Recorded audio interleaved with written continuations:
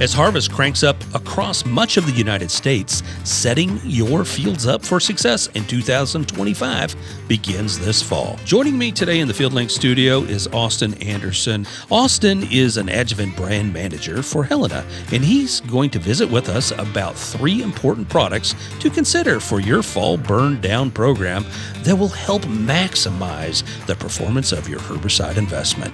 Plus, Jody Lawrence joins us from Nashville to catch up with the latest commodity report.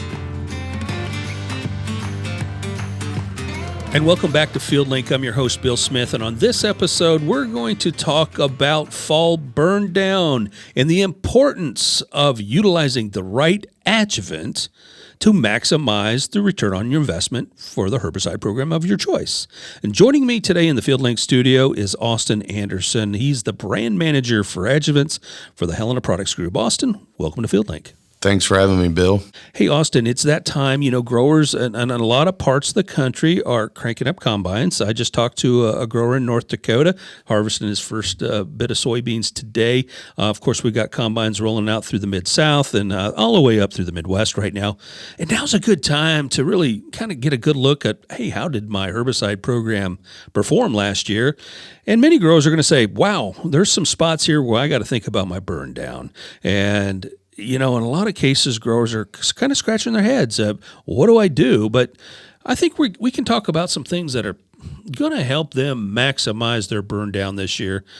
And the first thing is starting with the right adjuvant. Absolutely. You know, I can't help but chuckle whenever we were at our national sales meeting and, you know, we were thinking about how, man, it seemed like the off season used to be a lot longer than it is today. But ultimately, you know, whenever those combines go through the field, you know, that's really the start of the 2025 planting season. And so when we think about the different products that are used in this fall burn down market, they're all over the board, you know, just depending on your weed species. But one thing that I can tell you is when you add something like grounded into the tank, you're going to get a whole lot more bang for your buck. So, you know, whether you're using a residual containing product that's out there in the marketplace today, you know, there's several people out there that have them. You know, when we talk about being able to maximize that residual, utilizing something like grounded, being able to make sure that we can protect that active ingredient because, you know, sometimes in the fall it tends to get a little bit dry in places. You know, we want to protect it from that photo degradation. We really want to be able to make sure that we get that product in the weed kill zone for longer periods of time to where ultimately we get into the winter. Right. You know, because whenever we start to think about the importance of a good program, you know, it all really starts with being able to start clean because we all know the pressures that growers are facing today. It's just going to be an uphill battle in some cases, but, you know, the best thing that we can do is start clean so we can stay clean throughout the season. I really like, you know, as we talk to the R&D team and we talk to different researchers and agronomists from across the country, grounded is not exactly a new product. It's been in our portfolio for a long, long time, but it's certainly proven. Can you tell us a little bit more about grounded and how it really, I guess, provides that value to that grower? Oh, man. So the beauty of having a product that's been around for a long time is we find out more and more about it as we get more and more experience with it. So, you know, it's stuff like, you know, being able to understand, you know, not only the drift control component, because that's the original concept behind grounded, but when we started thinking about things like, oh, man, we're really seeing our residual herbicides perform better for longer periods of time. So got us thinking, we got to run some studies. And so, you know, being able to keep that active ingredient more available in that weed kill zone for longer periods of time. When we think about easier clean out, you know, knowing that no 2 fields are the same and we want to make sure that we can pop in, pop out and not be able to take material with us from one place to the other if we're trying to spray different things, you know, and the list goes on and on. You know, it's really a good compatibility agent, you know, so especially for something like fall burn down and our pre-emergent programs as we get into the spring. But, you know, knowing that those are very prescriptive and we can really help maximize that performance of multiple different active ingredients with multiple sites of action, really to be able to drive that point home to say, when you add grounded in the tank, you are getting the most out of your applications, period. Yeah, I think that's really, really important. As we talk to different producers, there's a lot of really good herbicides out there. Lots of great companies that spend millions, if not billions of dollars in research and development. But the one thing that we know after having grounded in our portfolio for 26, 27 years is no matter what the herbicide program is, it makes that product just perform better. The thing that would keep me up at night if I was a grower is if I'm spending $12, $15 an acre on a herbicide application, if I'm not doing the little things, that $1.50, $2 an acre or whatever the case may be, to not get that extra oomph, that'd be the part that, like, what am I leaving behind? Right. Right. And, Adjuvants is a good economical way for us to be able to say, we're putting our best foot forward. We're getting the most out of our investment. And really, ultimately, we're putting ourselves in a place to win. Right. And Adjuvants as a whole sometimes kind of gets that stigmatism. Yeah, I'll just, put that a little bit of soap or whatever in it. But that's not the case. We've come so far in this space as an organization and as a company to bring the right adjuvant to the farm gate for that grower to maximize their return on investment. Oh, man. 55 years ago, we were landing people on the moon, and what was Helena focused on? Launching Agri-Dex. And so we've been able to take those core principles of quality, of performance, and not really cutting any corners when it comes to R&D, manufacturing, anything in between. That's something we take a lot of pride in, and knowing our extensive testing and all those sorts of things that we have in place, it's there's nobody else like it in the marketplace. Well, certainly Grounded is a great product for growers to think about and consider into their program for fall as a part of a Burndown program, depending upon their farm and their field and their situation. But there's some other things that growers really need to think about this fall, and one of them is really testing their water. You test your water in the spring, but over that journey, that 4, 5, 6, 7, 8 months, that aquifer changes. The water can change. How important is it for growers to test their water with a product like AquaLens? When you think about all the tests that come out of land-grant universities across the country, water quality was one of the highest impacts of herbicide resistance. And so when we think about what is the pH that herbicides are most active, you think in that 2, 3, 4 range, but you start getting it up in that 6, 7, 8 range, and you're throwing some stuff off, right? So, when you think about, not getting the most out of your herbicide, there's simple changes that we can make to be able to make sure that we're staying in that efficacious range, not only from a pH, but also a hardness perspective. So like when you think about how calcium, magnesium, iron, various nutrients that are in the waters bind with the charges that are associated with these active ingredients, and how big of a shame is it to cancel those things out and really be in a spot where you're really starting 10 steps behind. So being able to utilize things like Quest and Request is a really good option for growers that are not only trying to reduce the pH and make sure that we're staying in that optimal range, but being able to sequester those hard water ions that are in the water, to be able to make sure that we're doing two things in one pass to be able to make sure that we're getting the most out of that herbicide. Yeah, it keeps coming back to me, as things kind of get a little tight in the market. We understand that ag's a little tight right now.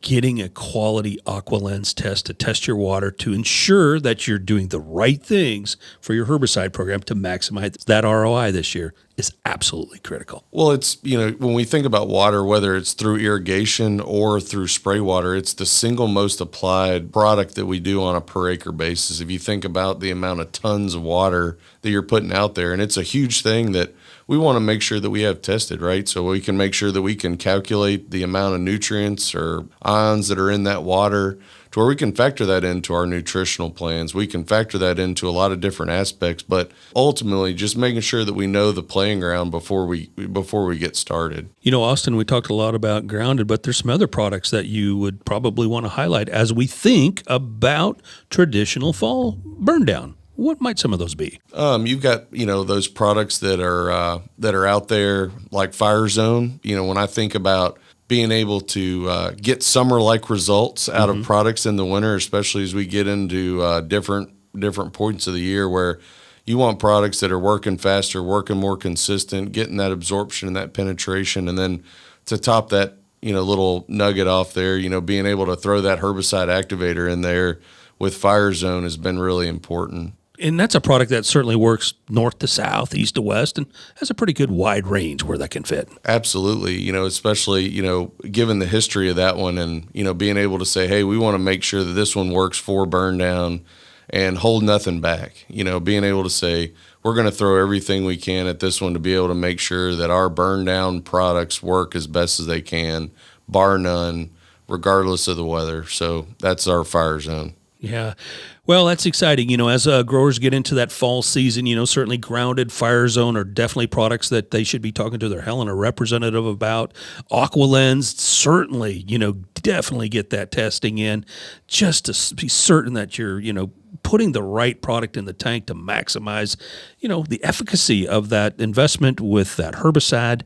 And of course, it's that time of year too. You're starting to plan for 25. And Austin, you've just launched a new product for 25 that might be part of some growers' consideration as they plan for next year. I'm not going to give too much here on this one, but it's something we're really excited about. Given the regulatory environment that we've had with the over-the-top auxins and the uncertainty there, where we know products like Liberty, the other glufosinate brands, is really going to hit hard and hit home. And Cohort is our answer from the standpoint that Cohort provides everything that Liberty needs to be able to work more consistently, faster, and then it also has a water conditioning component in there too to be able to help make sure that we're delivering exactly what Liberty needs to be successful, more consistently, faster, and more comprehensively. No, I think that's a great piece to share with growers as they're going through the fields this year with combines and making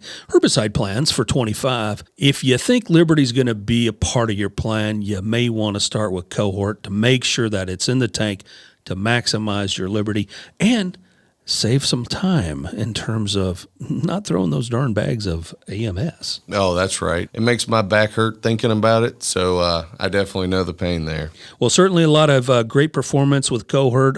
We'll dive back at another podcast in the future to talk about Cohort and how it really fits. But Austin Anderson, I want to thank you for joining us here on this episode today as we get growers kind of focused on fall burn down. Think about products like Grounded, AquaLens to ensure that you're getting the right product in your tank, and always ask your Helena representative about Fire Zone.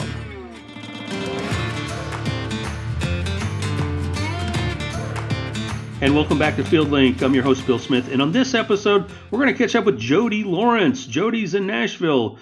Jody, hey, we got a lot of activity taking place as it relates to the fallout of the WASDE report last week. Jody, welcome back to FieldLink. Thank you, Bill. It's good to be back. And yeah, since we spoke a couple weeks ago, USDA put out their September yield update. Really covered more columns than just yield, but everything kind of starts and finishes with the yield numbers.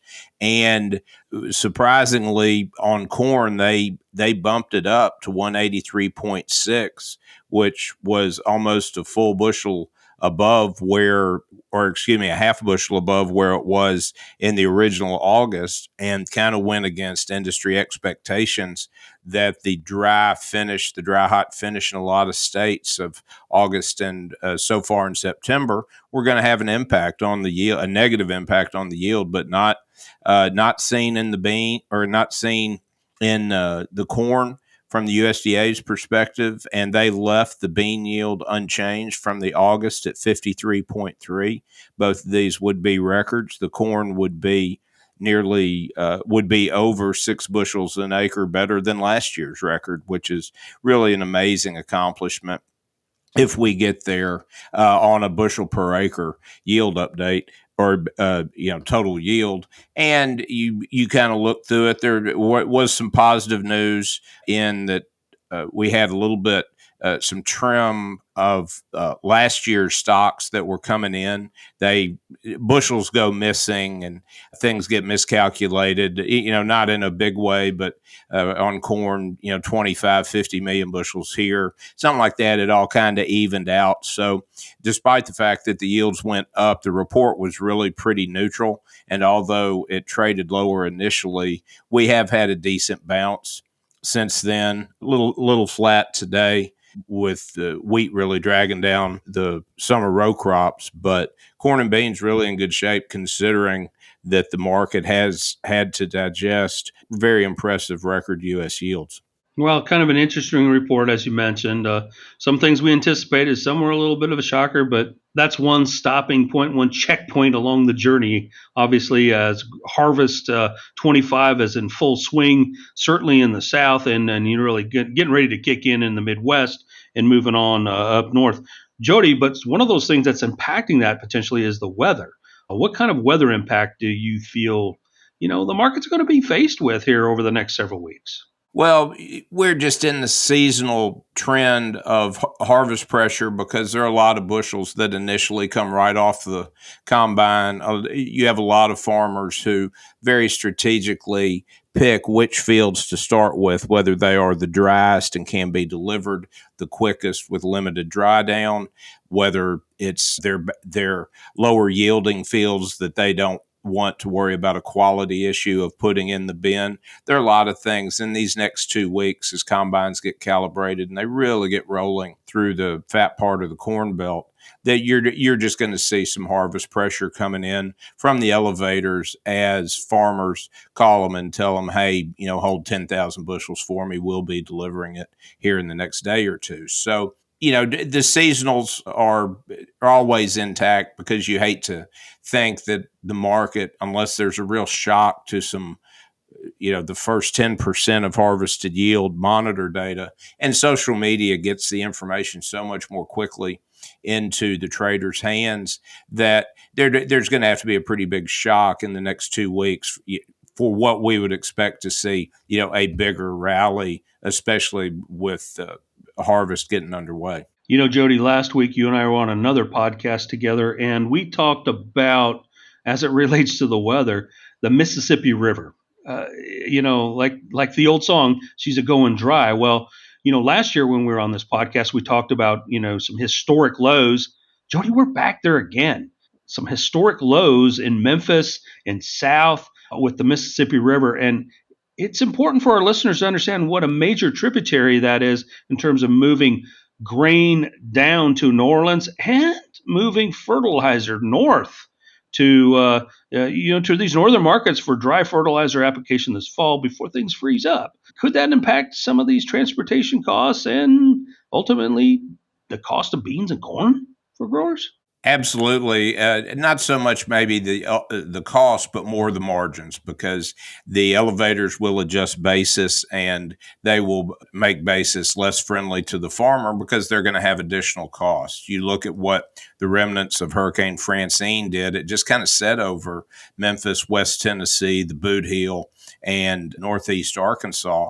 And while everybody from Cape Girardeau, Memphis on down is going to see water levels rise because of it, the important areas going further up to St. Louis and then further north, you get to the Quad Cities and areas like that upriver, that you've got to get the water levels up substantially because you're having lower barge weight limits to keep the draft above, so we don't have to worry about anything running aground and snarling the entire river. So we definitely need some more rain, and that's where the dry finish to the year just throws another wrinkle on it. And this seems to me, this is the fourth or fifth of the last 5 years where the river it is starting to be a topic of conversation that it just normally isn't when you start talking about the availability on the back end return trip of fall application fertilizer and what you're going to need, the price you may have to pay, or the time you have to wait to get it to be able to put it on. Yeah, definitely something for all producers to pay attention to and watch that weather. We certainly need that river to go up, and as you mentioned, we got to get some moisture in the upper Midwest for that to really fill up. Jody, let's step back a little bit here and let's jump around the world to the other side. Boy, we got a lot of activity happening around the other side of the world, the other side of the globe, as we take a look at Russia and some of the things that are taking place over there as it relates to NATO.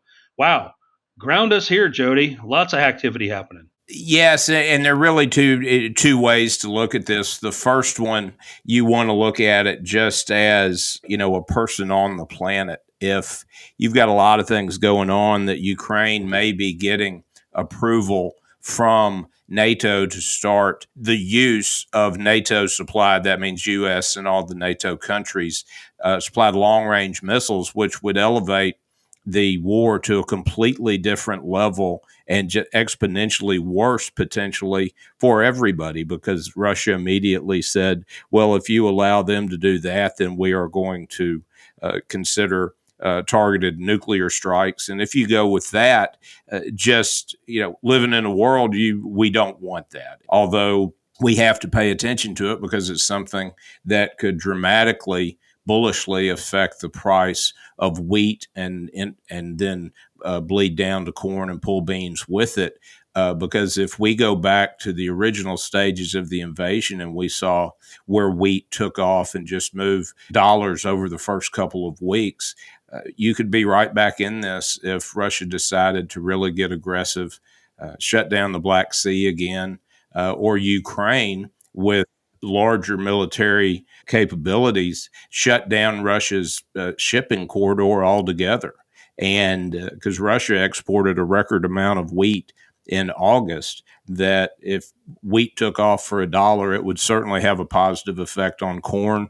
But I think this is absolutely the last thing that any farmer with a conscience in the United States would go, oh boy, I hope the war gets worse so that our prices go up. So really in a catch-22 situation, you don't want it to happen just as a normal person, but it is something that we have to address, because if wheat takes off, corn will take off with it and give us pricing opportunities that when we were, looking at 375 corn, we were going to be grateful if it got back up to 4.25, 430, 440. So we'll just have to see how this plays out, but it's certainly nervous times considering the level of tension and everything that could domino from there going into the Middle East even. Well, as you mentioned, there's a lot of fallout or potential fallout, whether it be dealing with wheat and exports. But Jody, that's also potentially going to have an impact on crude, and we've seen some movement there recently. Is there any fallout from crude as it relates to some of those top line stories? Well, crude's been really on the other side of this, while wheat's been rallying almost 70 cents because of the increasing tensions in Russia, Ukraine, the ongoing progress towards a ceasefire between Israel and Hamas. Crude oil has gone from the upper 70s, not 6 weeks ago, the $77 to $80 barrel range, back to we touched $66, $67 a barrel. So, you're looking at $13, a 20% break in the price. And driving around in all the field days that we've done, I've seen some below 250 unleaded gas, and that is directly attributable to decreasing tensions in the Middle East. Now, those flare back up. We know exactly what can happen. But for right now, we're seeing energy prices, diesel prices, unleaded prices lower than we expected them. Especially when you're talking about right in the middle of hurricane season and all the fringe things that really could make the energy complex explode under the wrong circumstances. Well, Jody, there's an awful lot of things taking place in the news today. Between all the reports and Russia and weather and of course oil, which is another big headline news with Israel and Hamas. Jody, what are growers to do? What are some opportunities for growers to take advantage of today in the marketplace? Well, last week we were recommending on the 13th, so last Friday, we've had several good opportunities to continue to sell wheat, whether it's the last little bit you have of your 24 crop that's coming out of the field, next year's crop to get a good solid start. You've got some much better prices than we've seen lately.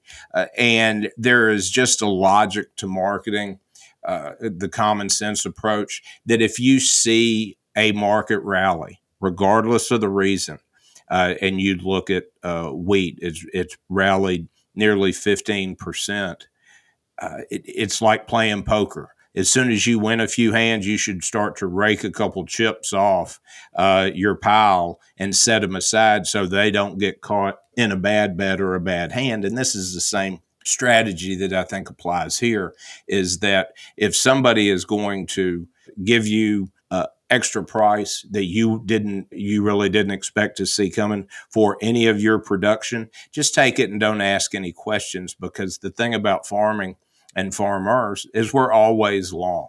The next rally gives you an opportunity to sell some more. And what we always tell everybody, we hope every sale that we make that starts a season or early sales in the season is the worst one of the year, because that means prices have just gone up from there and you have a better opportunity to sell the rest of 24 crop. I know there's still a lot of 23 crop out there. Get a good start on 25 crop.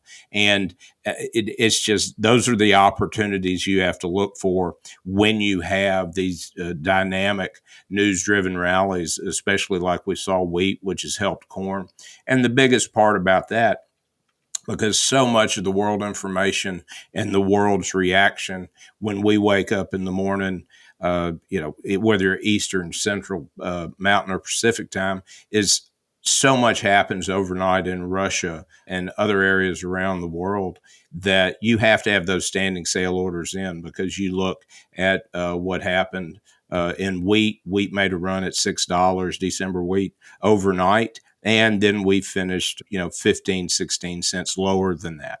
And you never would have had that opportunity to price up again, price up near $6 again on the futures if you waited for the day trade. So have those standing orders in with your buyers. They're going to honor them, whether it hits at, 8:35 right after the morning open, or whether it's at 2:35 in the morning while we're all sound asleep. So it's very important angle with the volatility and with the global trading impact that everything has on our markets. Yeah. Well, that's great advice, Jody. I think the key walkaway point there is have a good plan, align yourself with your strategic advisor, and have that plan and be ready to take action when it makes financial sense for you on your farm, your field, and your acre. Jody, I want to thank you for joining us here on this episode of FieldLink. Thank you, Bill, and everybody be safe as harvest starts. It's one of the most dangerous times of the year. So everybody take an extra minute and, please be safe all the way through.